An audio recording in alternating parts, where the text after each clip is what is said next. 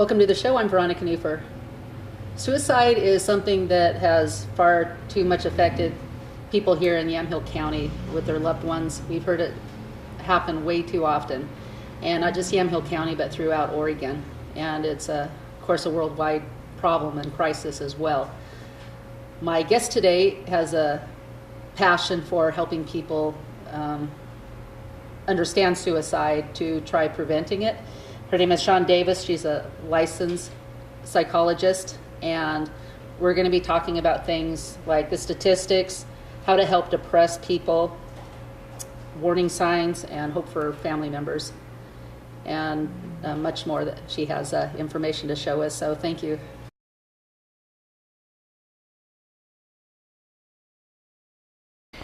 In Oregon, this is where we really hit a lot of hard things to hear.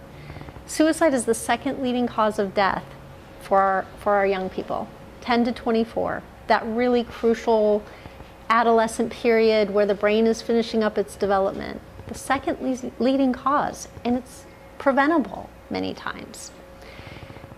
It's higher than the US rate, going back more than 10 years. And we see that it increases with age. And so in our 10 to 14-year-olds, and we would expect this, if you're 10, you may not know how to be lethal, right? Mm-hmm. But you may know how to try and to practice. But boy, you hit that upper adolescent range, 20 to 25, 24, you're much more likely to be successful. So, why is Oregon the second leading cause of death? Do you have any ideas? There's lots of theories. I don't think there's really good proof of what it is. I can make some suppositions about the weather. I think services available is a big piece of it, that it is really hard to get help. I worked in a medical clinic for several years as part of my training, and I could have someone, especially for young people, if I felt like a teenager was suicidal and sent them to the ER where they would triage and keep them safe, they might spend up to 14 days in the emergency room waiting for a bed at an appropriate hospital treatment center that could handle a teenager. 2 weeks of just sitting in a room with nothing.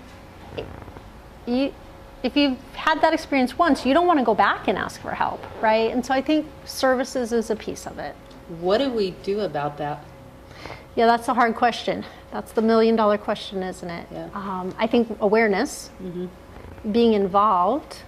Some communities are doing better than others in handling things. One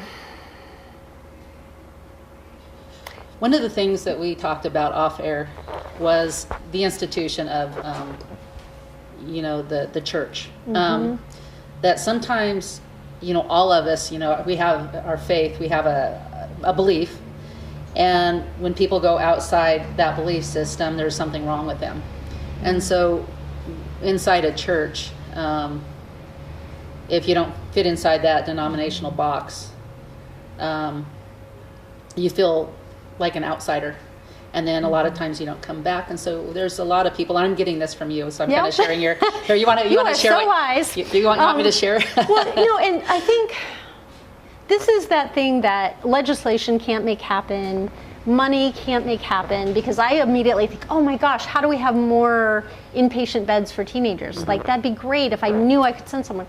The truth is, and this does come back to the faith piece, there's that part of me that believes if we're really stepping in and loving people, if that thing that kids need to know is that they're loved, they're safe, they have value. Yeah. And if that's not happening at home, or they're not feeling it at school, could we, as a faith community, be providing that? And that might mean getting into some messy areas, right? Right. So a sheet I looked at, I think that homosexuality, it's 8 times more likely, the LGP, the alphabet thing, I'm not exactly, but 8 times more likely to commit suicide than other areas. And although I think that in the church we need to absolutely stand for the truth and the whole truth and nothing but the truth. The thing is that everybody has a quirk that they're trying to work through. And, in the New Testament now, we can show the love of God to people without agreeing with everything that they're doing. And I think that with the epidemic we have going on in the world now, as a church community, we need to talk about this. Yeah. And it's hard because, like, I could not argue theology. Like, if we get into what's right, what's wrong, what's sin, what's not sin, like, that's hard, right? There are valid things, discussions, all of that. I recognize that. But when we look at statistics like that, transgender adolescents are in, if I remember correctly, they're the highest. If they're not the highest, they're right up there at the Suicide top rate? of risk for suicide. Wow. And whatever we feel about an adolescent transitioning, that is a soul that's lost if they kill themselves. Yeah. And I guess that's where I get that piece of the thing that we can do. We might not be able to fix all the world's problems, but the thing that we can do is look for the hurting people and love them. Yes. We can do that, and I think that's actually our commission to do. Love them. That is very much our commission to do. And love your neighbor. Yeah. So we need to get out of the box, and the faith-based community, they need to get out of their box. And That's they need right. to look at what's in the congregation, and then they need to look and see what's in the world, and say, these people are hurting. If they come to me, what am I going to do about this? Okay, we're not going to accept bad behavior, and I have bad behavior, and I don't expect you to accept my bad behavior. Yeah. I woke up today in a good mood. Nobody should accept, that. Right. Sure. Yelled a little too much. That's not acceptable. But we have areas we can take care of. Yeah, and I know this is a little diversion, but like it is great that we are in our churches and we're being fed and we're doing those things. But I also think we need to be looking out and not even always just waiting for people to come up to us, but actually maybe engaging in communities that are uncomfortable for us. Yeah. Maybe getting to know someone as a human being, hearing stories, with our actions show that love. Yeah. Right? Right. So, okay, that's my soapbox. But Okay. as we go through more really sad Okay. statistics, this is 11th in the nation, so, top 20% basically. And Alaska second, and I lived in Alaska. I was extremely depressed. So much less light. Until I got the light. I went Right. and bought some lights, and I was fine after that. Right. Yeah. Yeah, I mean, this fascinates me because Alaska, even Oregon, I'd be like, oh, we don't get as much light. But then New Mexico, they get plenty of light, right? Yeah. But also it's a pretty rural state. You don't have nearly as many urban populations, and we know rural is a higher risk. So I think lots of things, really complicated. People a lot smarter than me are trying to figure all that out. In New Mexico and Wyoming, if they're depressed and feling hopeless, there really isn't probably that many resources. That's what I wonder. Find. Yeah. I don't know. Huh. Yeah, I don't know. I'd like to better understand that. Just a visual, because I think sometimes pictures tell 1,000 words. The trend of Oregon is always to be higher. 2010, I don't know what was going on, but it was a better year. Still, not great, right? And we keep trending to a sadder, more tragic picture. So this was something that's just interesting to me, and so it's a little tidbit. I stumbled on this because I was working in a medical clinic, and we do a lot of talk about how do we take care of our patients and what's happening. And really the statistics say that even like if I send my brother to the doctor, it's not a guarantee that the doctor is going to pick up what's going on. And also people who are struggling in this way oftentimes will go to the doctor because they think maybe the doctor is going to notice something's wrong with me or they're going to have an answer for me. Most of them have seen their doctor in the last month or so. It's astounding to me. And so that's a lot of pressure on a medical community, right? And yet, I think medical teams are becoming very aware and doing a much better job screening for it, and so that's a good catch. I think for us as family members and friends, professionals, we need to know that it's not a catch-all. When somebody goes to their doctor, did they go to their doctor because they were feeling depressed, or was it something It else? could be. It could be something else. I know that during my training, because and just a little shout out to the Providence Medical System, they have placed a psychologist in every single one of their primary care clinics, and it's for reasons like this: is that someone may come in because they need stitches or they have stomach ache, and the doctor gives them a screener about depression, and it's crazy, like high, and oh my gosh, it's not even something I'd ask about if I'm just stitching up your arm. And so then they would have the psychologist spend time with them. Yeah. And so I think that's an area where primary care clinics are really doing amazing work trying to catch some of this. When we look at risk factors, and I think this is the important piece, one, past suicidal behavior is probably the top risk factor for someone completing. If I've tried once and not been successful, every attempt increases that chance that I will be successful. And so if you know someone, now, if someone tries when they're 12 and now they're 50 and there's not been anything else, that's probably not nearly as salient. But if they're 12 and now they're 14, I'm gonna always be sure that I ask, hey, how are you doing? Like, what are you thinking about these days? A current suicidal episode, really recent. So if a teenager's in the hospital because they attempted and they come home, boy, those next couple days, weeks are really, really important. The intensity. Is it, I just wish I could be out of pain? Boy, heaven would be a lot better. Or is it, I can't bear another second? There's a spectrum in there. And so kind of listening for intensity. Presence of a specific plan. There is a huge difference. If I talk to a teenager and they're like, yeah, I wish I was dead, and I ask them, well, how would you do that? And they're like, I don't know, I'm a big chicken. My anxiety level goes down a lot. If they say, well, I'd swallow pills and I've got 3 bottles sitting on my bedside, then I'm like, you're going to the emergency room today.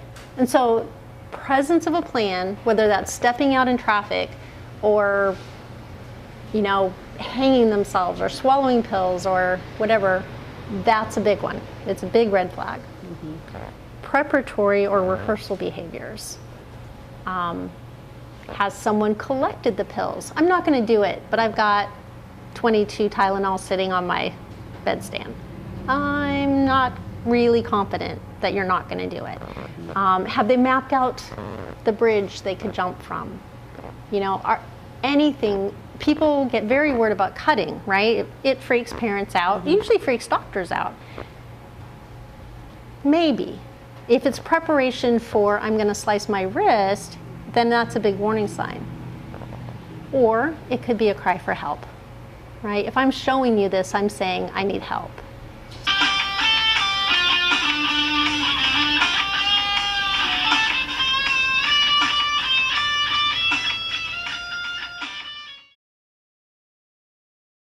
He had 2 jobs at one time working after his brain injury accident.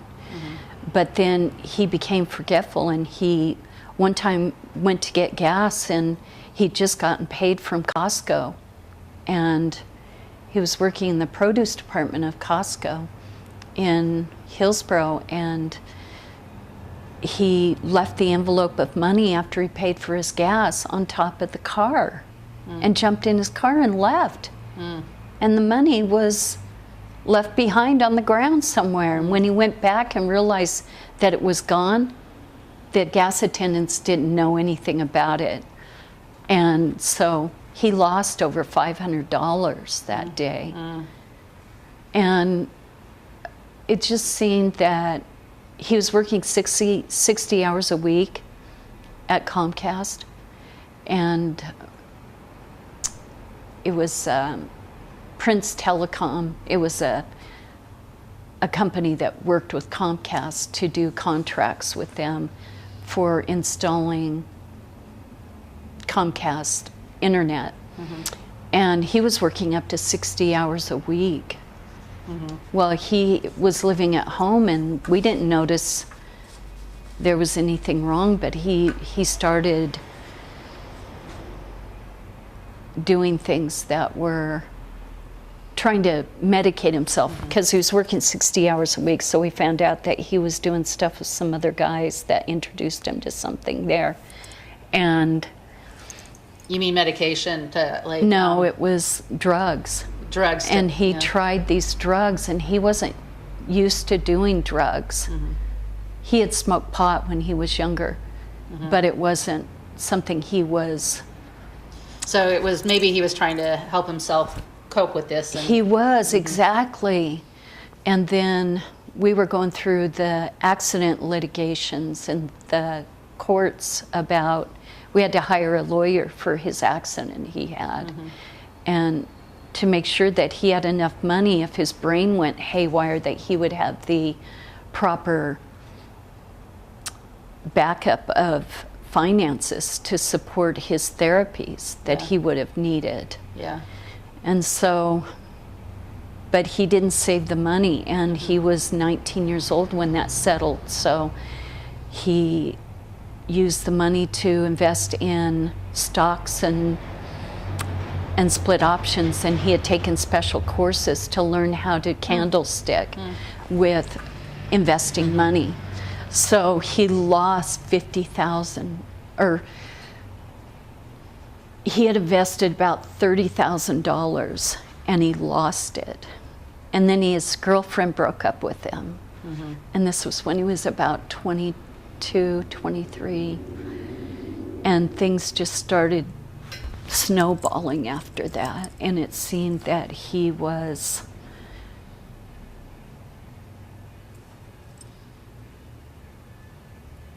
losing himself. Yeah. In hindsight, is there anything, that you could tell people watching that if they have a child that's depressed that they're concerned about,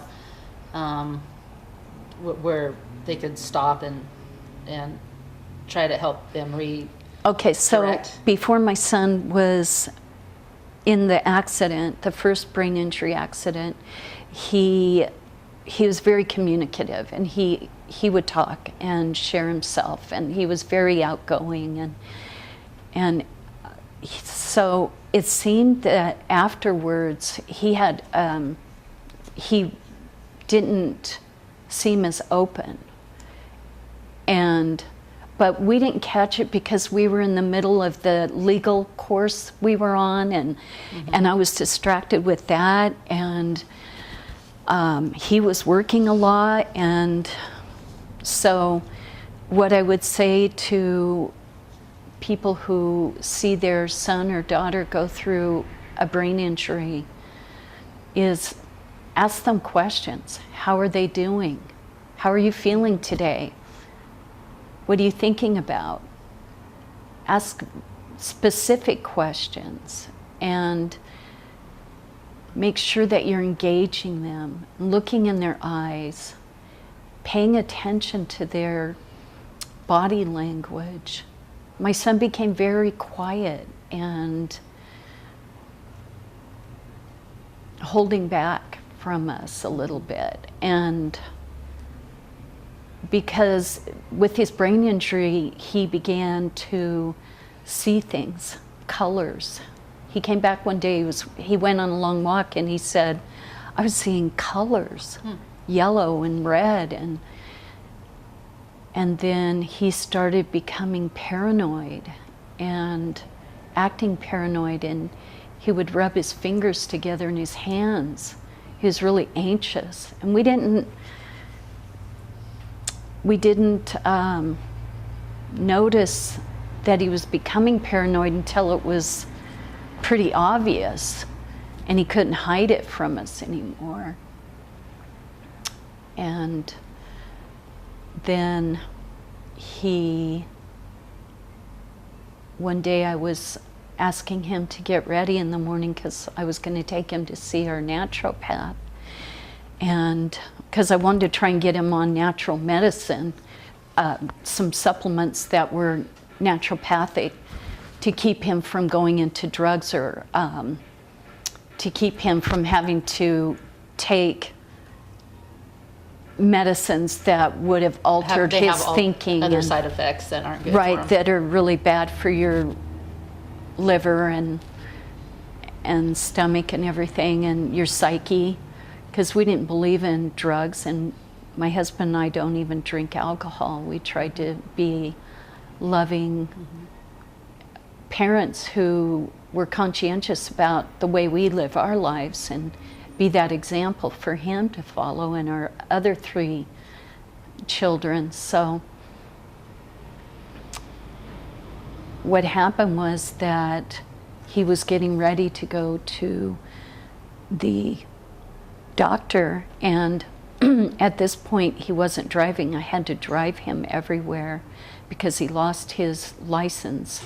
We had to have a doctor put his license on hold, because he would literally drive down the road and he was running people off the road, and he became more and more aggressive and spontaneous and impulsive. And these are the symptoms of a brain injured person with the front lobe brain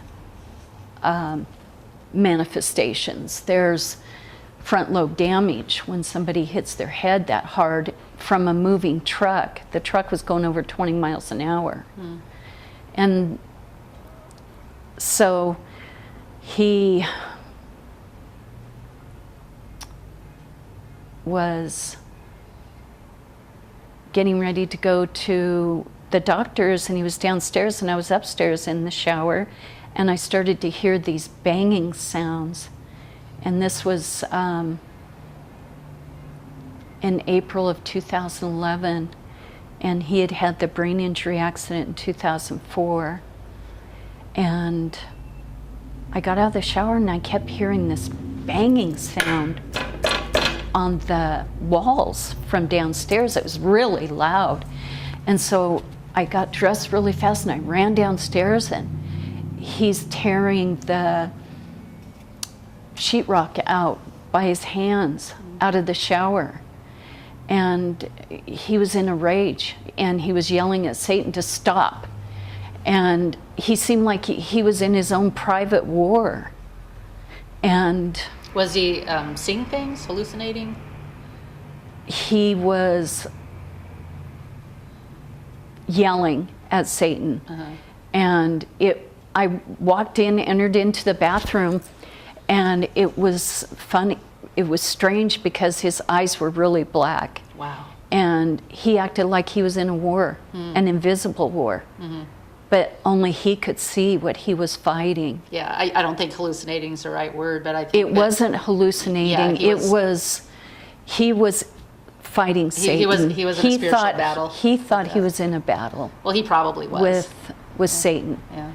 And going back on all the records from what we had asked to receive from the hospitals when he was placed in the psych ward of Emmanuel Hospital, was his first.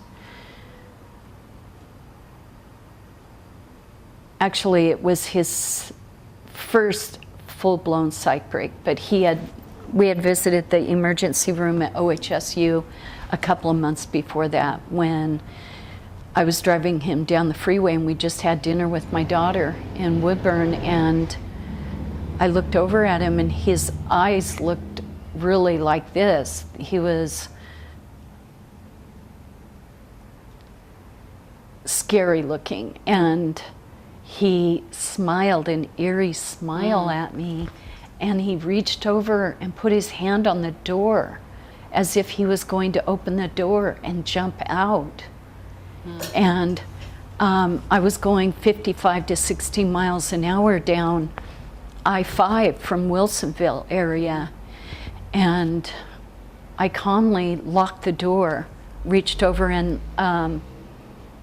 put the child lock on the door, and told him, "I don't think you want to do that, Afshin.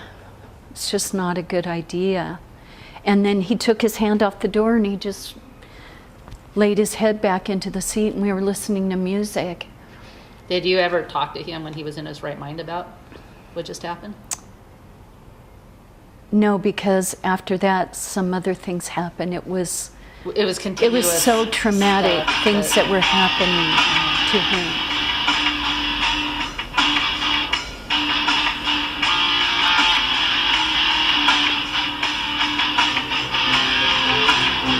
Inspiration, arts and crafts, Health and wellness. communication and information. We're here to encourage and inspire you. You have a gift? We know you do. And so do we. Whether you come in to look, buy, or want to promote your gift, we invite you to come in because when we're working together, we can accomplish great things.